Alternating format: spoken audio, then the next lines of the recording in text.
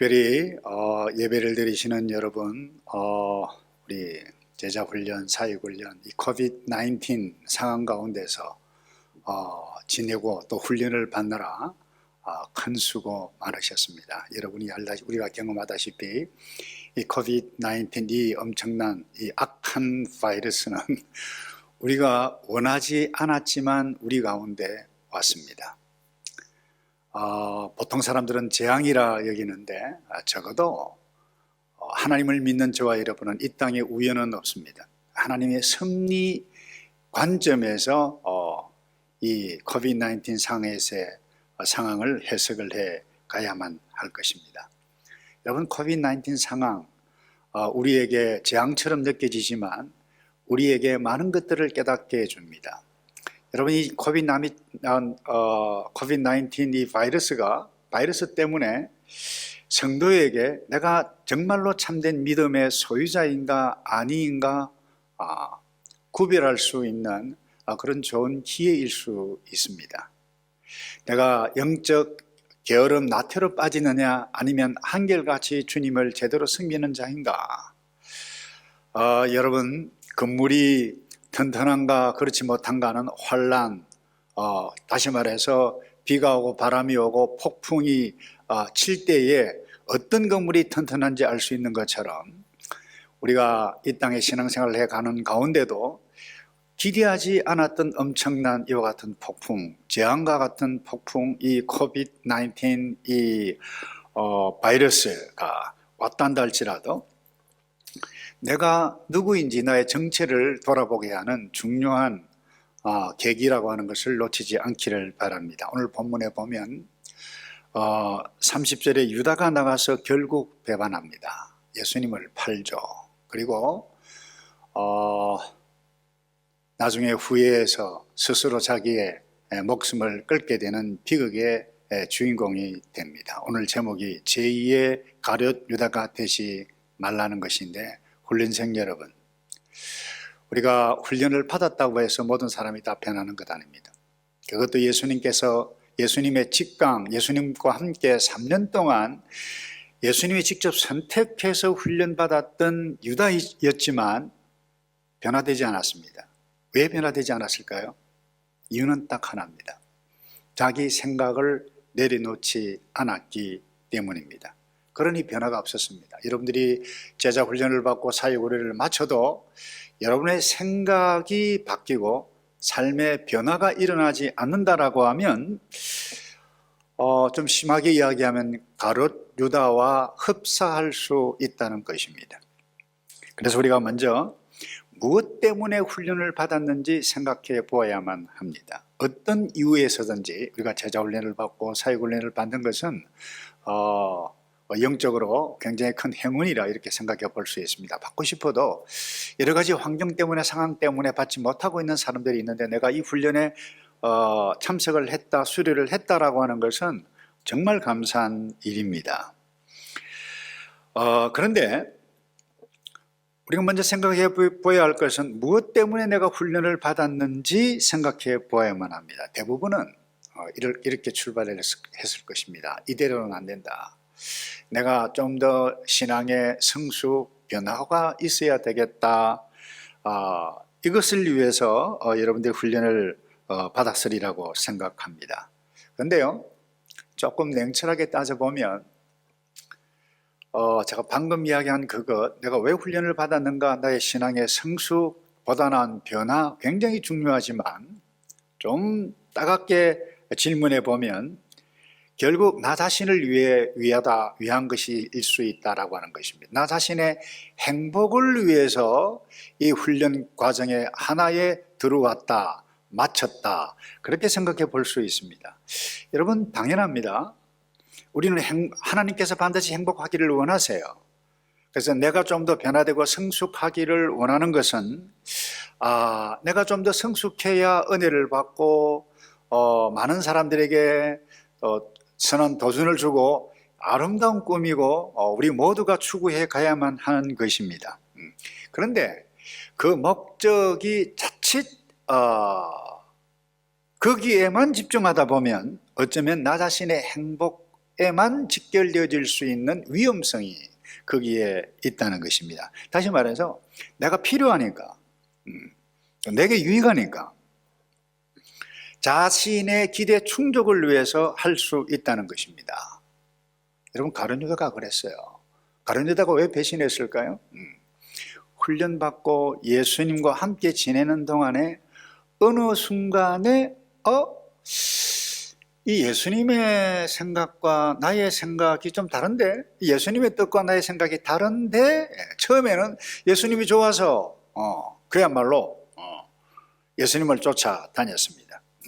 그런데 함께하는 동안 어느 순간에 자기 기대와 생각이 맞지 않았기 때문에 배반했다라고 말할 수밖에 없어요. 더 노골적으로 이야기하면 자기 기분, 자기 행복, 자기 뜻과 맞지 않고 도움이 되지 않게 되어졌다는 확실한 판단이 딱 섰을 때에 그는 배신을 했습니다.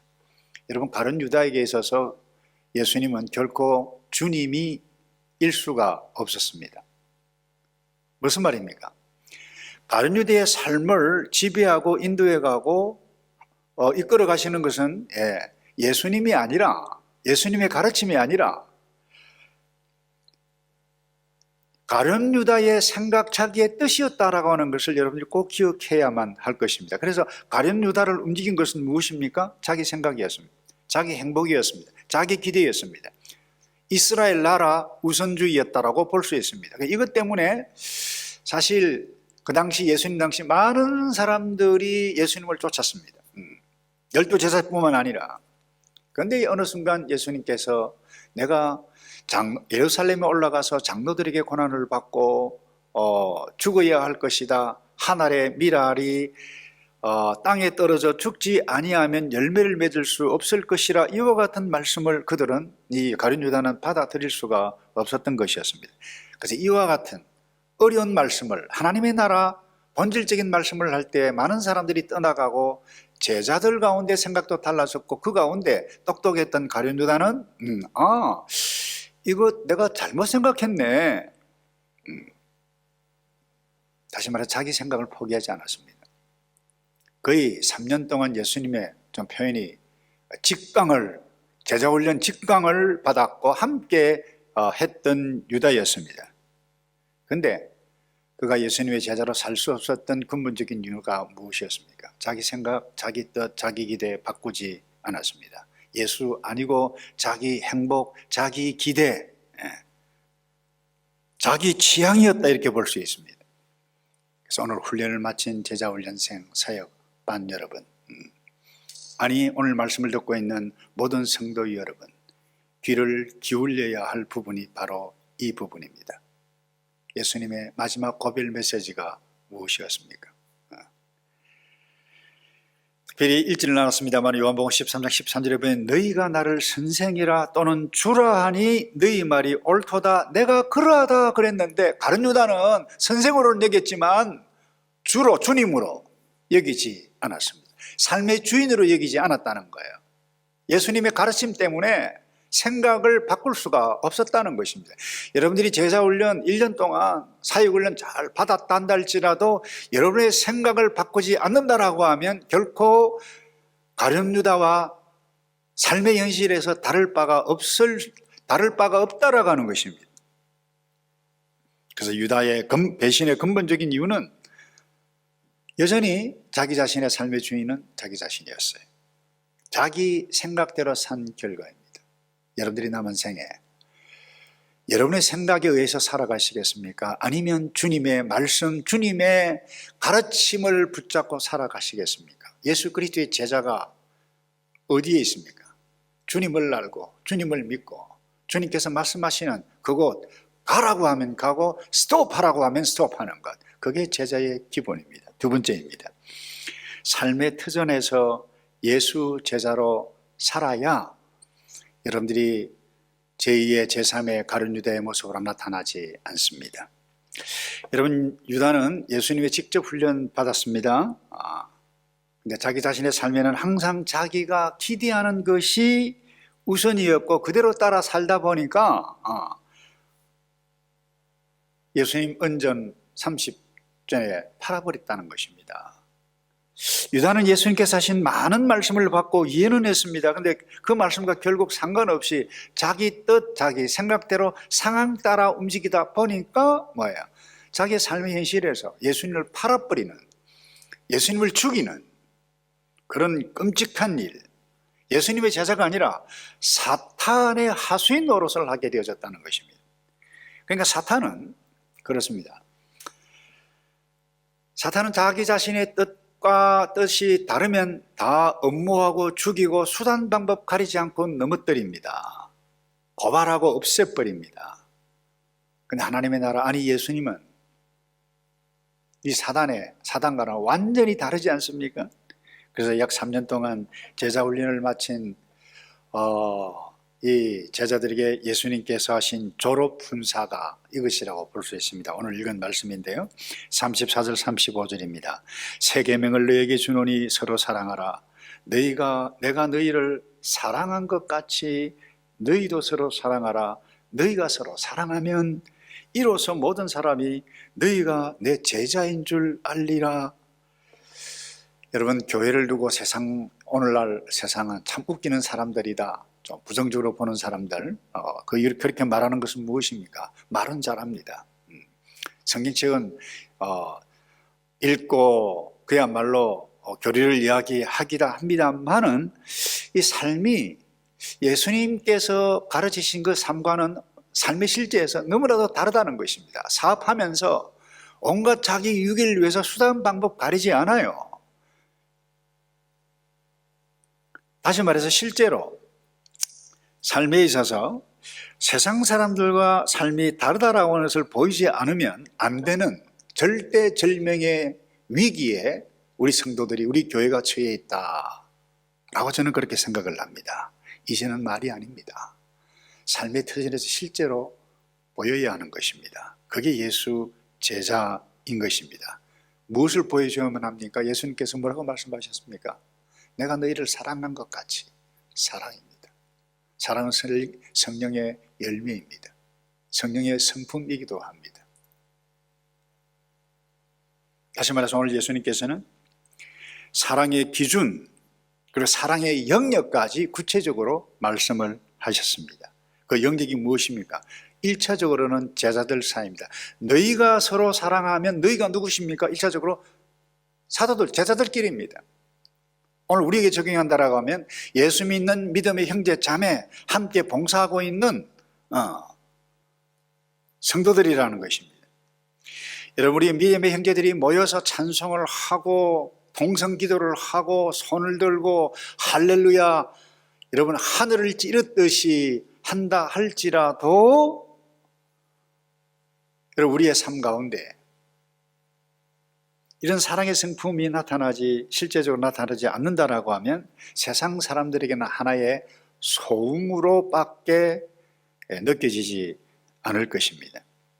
여러분, 우리가 함께 사랑의 성품을 보여야 할 사람은 누굽니까? 모든 사람입니다만 예수님께서 1차적으로 저 멀리 있는 사람들이 아니라 가까이 있는 믿음의 형제, 제자 훈련 함께 받았던 여러분들, 사역 훈련 받았던 여러분들, 목장 식구 여러분들, 함께 신앙사 부서에서 함께 봉사하는 바로 여러분들에게 사랑의 성품을 나누어 갈 때에 너희가 서로 사랑하면 이로써 세상이 내 제자인 줄을 알 것이라 말씀을 하셨습니다. 그 영역 두 번째가 무엇입니까? 가정과 일터의 일상을 이 사랑의 성품으로 나타나는 것, 그게 하나님의 나라입니다. 그게 천국입니다. 여러분, 훈련을 마친 우리 제자반, 사역반, 이 여러분들의 사랑의 혜택을 가장 많이 받아야 할 사람이 누굽니까? 첫 번째, 여러분들의 배우자입니다. 여러분들의 자녀입니다. 여러분들의 부모이어야 합니다. 와, 우리 엄마 아빠 훈련받고 나서 완전히 달라져서 이와 같은 말을 가족들에게 들어야 한다는 거예요. 그런데 교회에서는 훈련받을 때는, 큐티 쉐어링 할 때는 아름다운 모습인데 집에 딱 들어가면 악동처럼 행합니다. 그건 예수 제자, 아니 제2의 가룟 유다의 모습일 수 있다는 것입니다. 결국 자기 취향, 자기 생각, 자기 하고 싶은 대로 따라 삶의 실제에서 행하는 것입니다. 그래서 미국에 아직도 왕성하게 활동하고 있는 이 계획주의 신학자 가운데 한 분, 아주 젊은 분입니다. 마이클 호튼이라는 분이 아주 책을 여러 권 썼습니다만, 이분이 계획주의 기독교 가치관에 대해서 쓴 글에 첫 번째 이렇게 이야기했어요. 먼저 가족 부양을 더 잘하는 것인데 더 성실하게 일하여 물질을 더 많이 얻어 삶을 윤택하게 하는 것과 기독교의 윤리 가치관과 관계 있다는 것입니다. 이 쉽게 이야기하면 이게요, 남편은 더 직장에서 열심히 일을 하고 성실하게 일을 하고 겸손하게 일을 해서 가족이 혜택을 보고 직장에서 겸손하게 온유한 마음으로 일을 하기 때문에 더 많은 삶의 열매를 얻어서 물질도 얻고 귀한 평가도 받고, 그게 개혁주의 기독교 가치관이라고 하는 것입니다. 그래서 제자 훈련을 마친 사람은 가족을 더 책임감 있게 돌아보아야만 합니다. 그게 오늘 예수님께 주셨던 말씀입니다.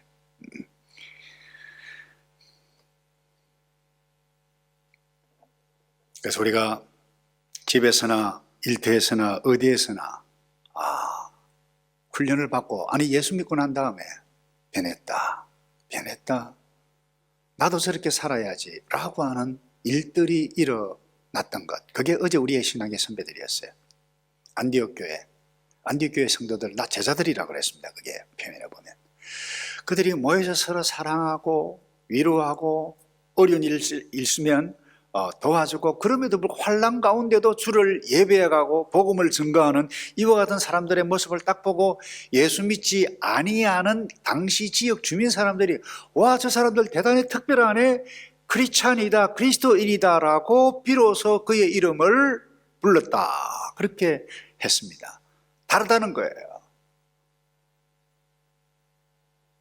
이것이 우리 오늘 훈련을 마친 자들이 누려야 할 삶의 축복이고, 또 우리 모두가 함께 누려가야 할 복이라 생각합니다. 마지막으로요, 교회를 일으켜 세울 자임을 인식해야만 합니다. 가룟 유다는 교회를 세우지도 않고 교회를 무너뜨리려고 교회의 주인이신 예수 그리스도를 팔아넘겨버렸습니다.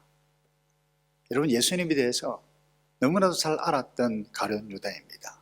정치적으로 이야기하면 사람들에게, 나 예수님, 나사렛 예수 그리스도 메시아로신 그분 최측근이야, 잘 알았어, 잘 알아, 그렇게 했던 사람이었는데 배신했습니다. 교회를 망가뜨렸습니다. 오늘날도 마찬가지입니다. 여러분, 누가 교회를 망가뜨리는 일들을, 무너지는 일들을 하고 있습니까?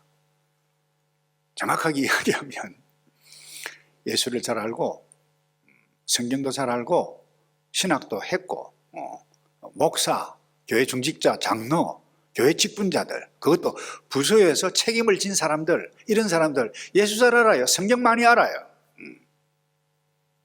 이런 사람들끼리 싸움을 합니다. 이런 사람들 사이에 갈등을 내요.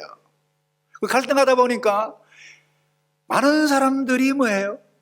그 갈등에 영향을 입어서, 야, 내가 이런 분위기 가운데 계속해서 이 일을 해야 되느냐? 교회를 망가뜨리는 일입니다. 주님을 안다고 하는 자들이. 여러분, 가룟 유다는 교회를 결코 세웠던 사람이 아닙니다. 예수님을 죽이려고 하는 그 일에 가담 팔아버렸어요. 그런데 그 당시 가룟 유다는 이렇게 생각했을 것입니다. 지금 상황에서 예수님을 팔아 없애는 것이 가장 합리적이야. 자기 자신은 굉장히 정의롭다고 생각했을 것입니다. 확신했을 것입니다. 여러분, 오늘 누가 성도를 넘어지게 하고 교회를 무너뜨립니까? 성경을 많이 알고 봉사를 오래 하고 오래 믿었던, 좀 더 노골적으로 훈련생들에게 이야기하면 훈련받고 봉사하는 사람들일 수 있습니다.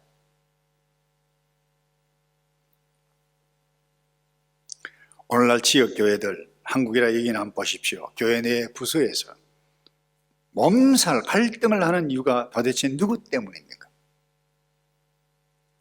우리는 예수 그리스도 제자로 내가 정말 제자인가? 정말 제자인가? 내가 정말 예수 믿는가? 나를 믿는가? 나의 생각을 믿는가? 아니면 예수를 믿는가? 예수의 가르침을 믿는가? 이 갈등 상황 가운데서 예수님의 말씀을 붙잡고 나가는 것, 그게 제자입니다. 여러분들이 교회를 봉사하면서 부서의 현실, 섬김의 현실 가운데 그 현실이 하나님께서 바라시는 모습이 아닌 모습들이 이 사람 저 사람에게 많이 나타나는 것을 반드시 보게 될 것입니다. 때로는 실망을 하고 좌절감을 여러분들이 느낄 수 있을 것입니다. 그때 어떻게 하시겠습니까? 기억하시기 바랍니다. 예수님은 성도를 위해서, 교회를 세우시기 위해서 죽으셨습니다. 예수님께서 피 흘려 죽으실 만큼 그렇게도 소중한 존재가 성도입니다. 교회입니다. 여러분, 왜 훈련받았죠? 왜 예수 믿죠?